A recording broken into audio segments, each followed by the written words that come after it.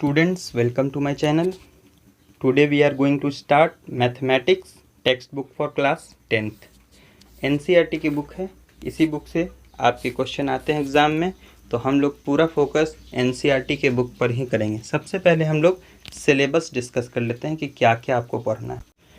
So here is your book and we find syllabus. Yes. आपको पढ़ना है सबसे पहले रियल नंबर, उसके बाद पढ़ना है polynomials, pair of linear equation in two variable, quadratic equation, arithmetic progression, triangles, coordinate geometry, introduction of geometry, some application of trigonometry, circles, construction, area related to circles, surface area and volumes, statics and probability. यही आपका whole syllabus है, इससे ज़्यादा आपको नहीं पढ़ना है और एग्ज़ाम में ज़्यादातर क्वेश्चन NCERT से हूबहू आता है। तो हम लोग आज शुरू करते हैं अपना first chapter real number. Okay, so this is your first chapter real number. Okay, इसमें आपको सबसे पहले क्या पढ़ना है, यूक्लिड डिवीजन लेमा। तो यूक्लिड डिवीजन लेमा को समझने के लिए हम लोग बोर्ड पर चलते हैं। ओके, यूक्लिड डिवीजन में क्या कहा गया है, given positive integer a and b there exist a unique integer q and r satisfy a is equal to B Q plus are. तो इस बात को हम लोग बोर्ड पे चल के समझते हैं। ओके स्टूडेंट्स, तो अब हम लोग अपने बोर्ड पर आ चुके हैं यूक्लिड डिवीजन लेमा को समझने के लिए। ठीक है, तो ध्यान से यहाँ पे एक एक बात को गौर से सुनिएगा।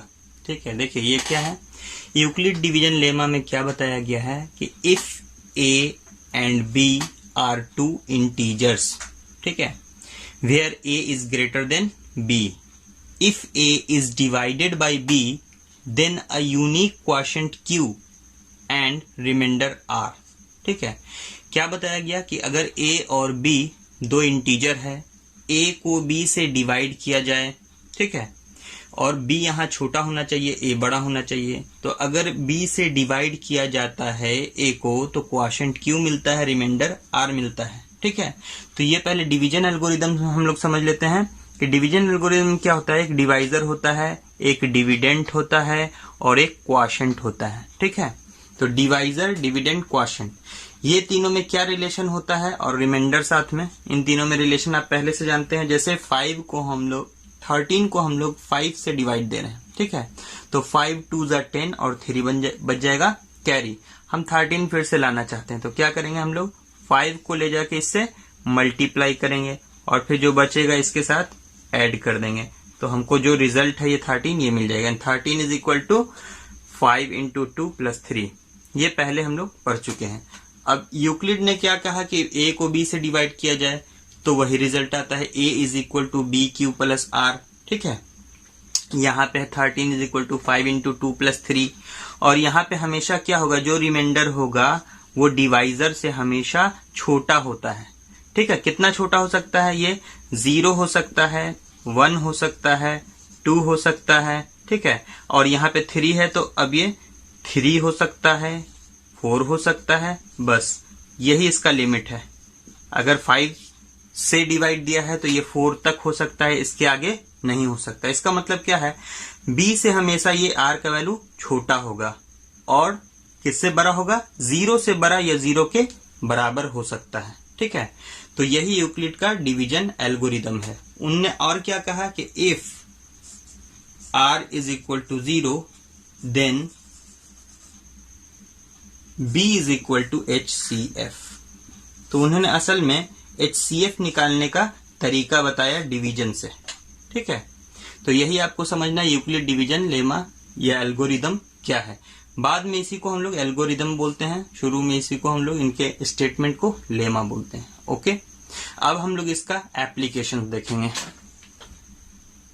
चलिए, यूक्लिड डिवीजन समझने के बाद अब उसके एप्लीकेशंस को हम लोग समझेंगे कि यूक्लिड डिवीजन का एप्लीकेशन क्या है, कैसे वो यूज़ होगा। तो हम लोग क्वेश्चन बनाएंगे और समझेंगे यूक्लिड डिवीजन एल्गोरिदम से हम लोग HCF निकालना सीखेंगे।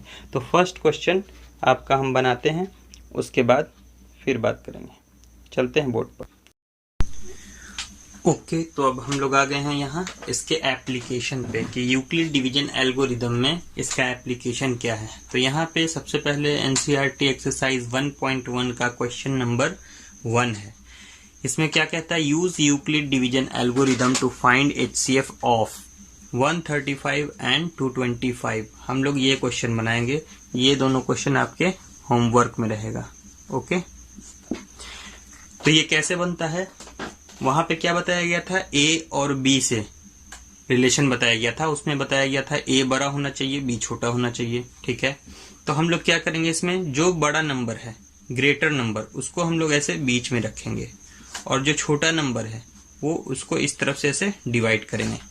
तो ये 1 बार में जाएगा, 1 बार में 1 3 5 0 और ये हो गया 12, 12 में से 3 गया तो 9।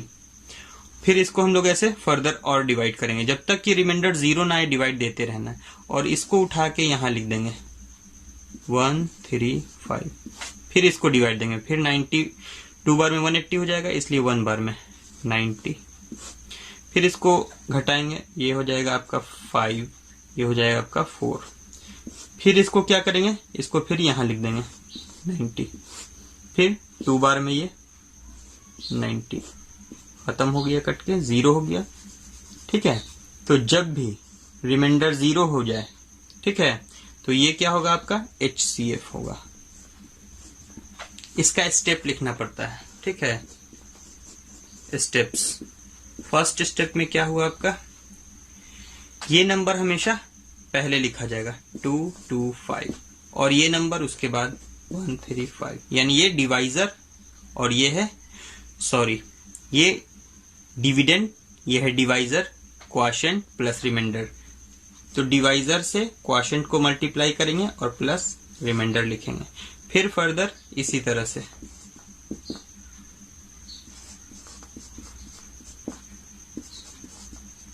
फिर इसको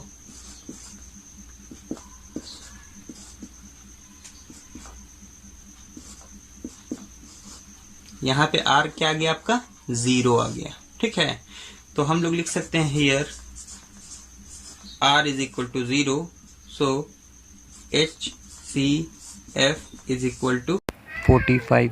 यही आपका आंसर हुआ। ओके, तो बाकी क्वेश्चन आपके होमवर्क में होगा और सेकंड क्वेश्चन आपका एक बना देते हैं और सेकंड क्वेश्चन भी आपका सॉल्व कर देते हैं। उसी तरह से थर्ड, फोर्थ और फिफ्थ आपके होमवर्क में होगा। तो हम लोग यहाँ से बोर्ड पर चलते हैं। Okay students, now question number 2। Question क्या है, show that any positive odd integer is of the form of 6q plus 1 6q plus 3 6q plus 5। ठीक है, where q is some integer। Okay, यहाँ पे ये प्रूव करना है कि कोई भी ऑड पॉजिटिव इंटीजर जो होता है वो 6q plus 1 या 6q plus 3 या 6q plus 5 के फॉर्म में होता है और q यहाँ पे क्या है, कोई इंटीजर है। ओके, तो यहाँ से हम लोग को इसको सोल्यूशन करना है, प्रूफ करना है। ओके, तो सोल्यूशन क्या है इसका, let a be a positive integer. मान लेते हैं कि a कोई पॉजिटिव इंटीजर है और b इज इक्वल टू 6 है, क्योंकि देखो होता क्या है, a is equal to B Q plus r, ये फॉर्म है। तो इसके जगह पे यहाँ क्या दिख रहा है, यहाँ पे 6 दिख रहा है। ठीक है, हर जगह पे, तो इसलिए b का वैल्यू हम लोग क्या लेंगे, 6 लेंगे। और अकॉर्डिंग टू यूक्लिड ने क्या कहा, a is equal to B Q plus are. तो b की जगह पे क्या बताया गया, 6, तो हम लोग लिखेंगे इसको a is equal to 6q plus R. और यहाँ यूक्लिड ने क्या कहा था कि r का वैल्यू क्या होता है, 0 से बड़ा या बराबर हो सकता है और ऑलवेज b से छोटा होगा।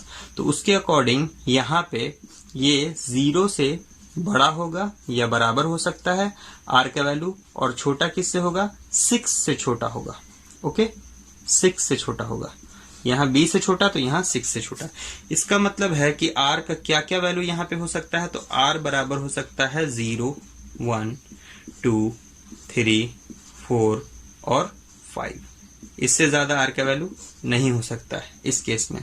ठीक है, तो अब बारी बारी से हम सभी केस को देखेंगे। लिखेंगे सबसे पहले क्या, when r is equal to 0 then a is equal to 6q plus 0. When r is equal to 1 then a is equal to 6q plus 1, where r is equal to 2 then a is equal to 6q plus 2. When r is equal to 3 then a is equal to 6q plus 3. When r is equal to 4 then a is equal to 6q plus 4. When r is equal to 5 then a is equal to 6q plus 5. इससे ज़्यादा value possible नहीं है इसका, ये maximum value हो गया।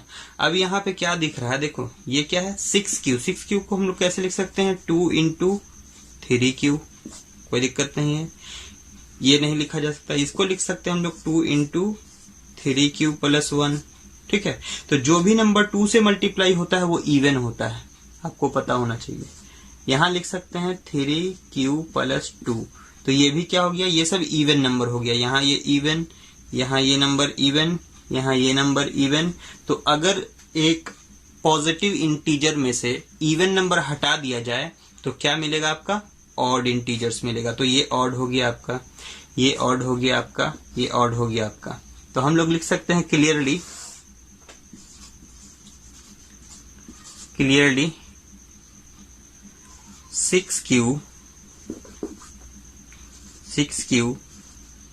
6q plus 2 and 6q plus 4 are